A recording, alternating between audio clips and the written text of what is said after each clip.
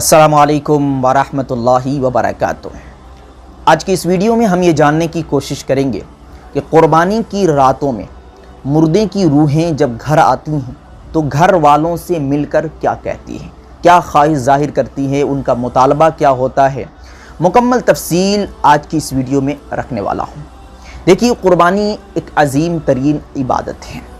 قربانی کسی شخص پر واجب ہے اور اس کے لیے قربانی کرنا ضروری ہے، لیکن کوئی شخص کسی دوسرے کی طرف سے بھی قربانی پیش کر سکتا ہے اور اسی قربانی کو نفلی قربانی کہا جاتا ہے۔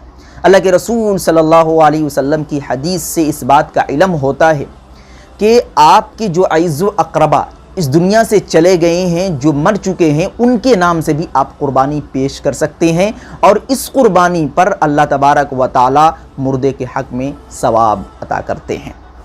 تو ایسی صورت میں جو قربانی کی راتیں ہوتی ہیں، ان راتوں میں یقیناً حدیث سے اس بات کا علم ہوتا ہے کہ جو اچھی روحیں ہوتی ہیں وہ گھر آ سکتی ہیں، امکان ہے، لیکن یہ بات یقینی نہیں ہے، کیونکہ علماء کرام کے دو گروہ ہیں۔ ایک گروہ کا یہ کہنا ہے کہ وہ روحیں جو علیین میں ہیں، جو اچھی روحیں ہیں، انہیں کھلی اجازت ہے، وہ جہاں چاہے وہاں جا سکتی ہیں، تو اپنے اعز و اقربا کے پاس بھی آ سکتی ہیں، گھر میں آ کر گھر والوں کو دیکھ سکتی ہیں، تو امکان ہے۔ لیکن راجح قول یہی ہے کہ کسی بھی طرح کی کوئی روح گھر نہیں آتی، کیونکہ انسان دو طرح کے ہیں، ایک اچھا انسان، ایک برا انسان، اور مرنے کے بعد بھی اللہ تبارک و تعالیٰ نے اچھی اور بری روحوں کے لیے دو ٹھکانے مقرر کیے ہیں، ایک علیین جہاں پر اچھی روحیں رہیں گی، ایک سجین جہاں پر بری روحیں رہیں گی۔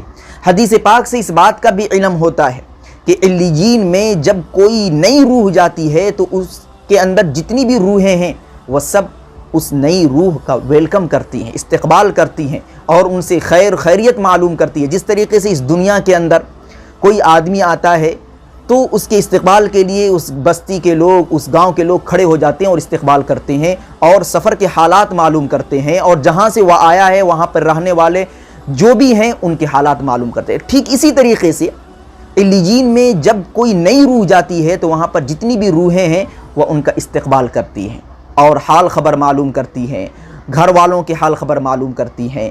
تو اس سے اس بات کا علم ہوتا ہے کہ ایک روح دوسری روح سے ملتی ہے، لیکن اس کا علم صرف اور صرف علیین میں رہنے والی روحوں کے بارے میں ملتا ہے، کیونکہ علیین میں آزادی ہے، وہاں پر خوشی کے ساتھ تمام تر روحیں رہتی ہیں۔ جو اچھے لوگوں کی روح ہیں ان کا ٹھکانہ علیین میں ہے۔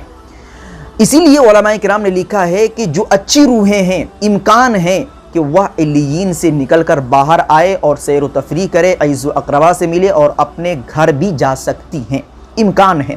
لیکن جو روحیں سجین میں ہیں، جو برے لوگوں کی روحیں ہیں، کسی طرح کا کوئی امکان نہیں، وہاں سے چھٹکارا ہو ہی نہیں سکتا، وہاں سے وہ روحیں باہر آ ہی نہیں سکتی۔